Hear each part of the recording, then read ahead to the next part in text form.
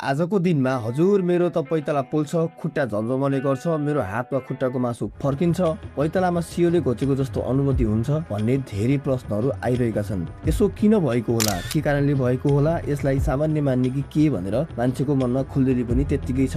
यो सामान्य लाग्न सक्छ, तर कहिलेकाहीँ यो गम्भीर रोगको संकेत पनि हुन सक्छ। आजको यो भिडियोमा हामी यही विषयमा विस्तृत रूपमा जानकारी दिनेछौँ। भिडियो अन्तिमसम्म हेर्नुहोला। हात खुट्टा झन्झमाउने, सुनिने, पोल्ने वा सुईले घोचेको जस्तो अनुभूति हुने समस्या धेरै मानिसहरूले अनुभव गर्छन्।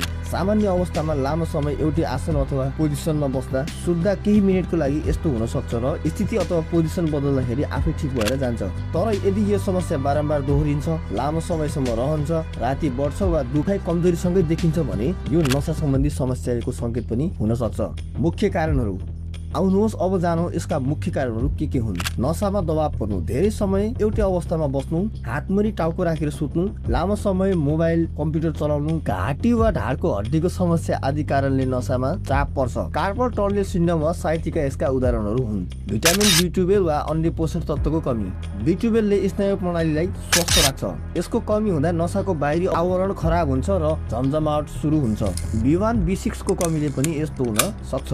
मधुमेह सबैभन्दा ठुलो कारण मध्ये एक मधुमेहलाई पनि मान्न सकिन्छ। लामो समयसम्म रगतमा चिनीको मात्रा बढिरह्यो भने नसा खराब हुन्छ। यसलाई डायबेटिक न्युरोप्याथी भनिन्छ।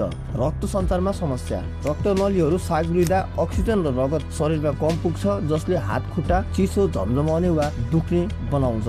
थाइराइड ग्रन्थीको समस्या, हाइपोथाइराइडिजमले शरीरको मेटाबोलिजमलाई सुस्त बनाउँछ र नसालाई असर गर्छ। त्यसको फलस्वरूप हात खुट्टा दुख्ने, झमझमाउने समस्या हुन्छ। तनाव, चिन्ता वा हाइपर भेन्टिलेसन, अत्याधिक तनाव, छिटो सास फेर्दा रगतमा कार्बन डाइअक्साइडको मात्रा बढ्छ, जसले अस्थायी झमझमाहट निम्ताउँछ। अत्याधिक मदिरा र धुम्रपान सेवन, लामो समय मदिरा सेवनले नसालाई प्रत्यक्ष क्षति पुर्याउँछ, जसको असरस्वरूप धुम्रपानले रक्त सञ्चार घटाउँछ र झमझमाउने समस्या देखिन सुरु हुन्छ। केही औषधिको साइड इफेक्ट हुनु, क्यान्सरको केमोथेरापी, केही एन्टिबायोटिक, रक्तचापको औषधि आदिले पनि नसालाई असर गर्छ र झमझमाहट हुन्छ। यी बाहेक अन्य केही कारणहरू पनि छन्, जस्तै क्याल्सियम, पोटासियम, म्याग्नेसियमको असन्तुलन हुनु, मृगौला सम्बन्धी रोग हुनु, मल्टिपल स्क्लेरोसिस जस्ता अटो इम्युन रोग र गर्भावस्थामा पनि हात खुट्टा झमझमाउन सक्छ।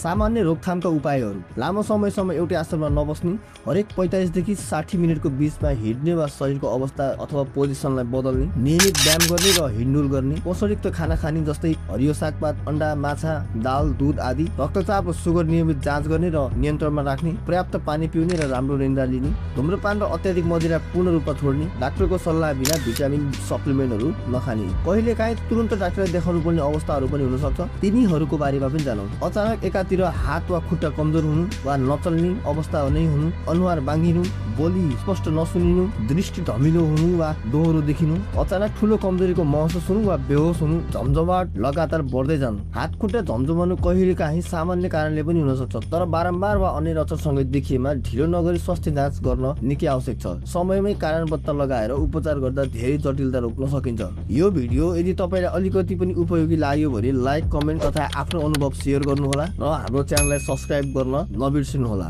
स्वस्थ रहनुहोस्, खुसी रहनुहोस्। हिटी खबरको लागि दीपक निकट, टिकापुर।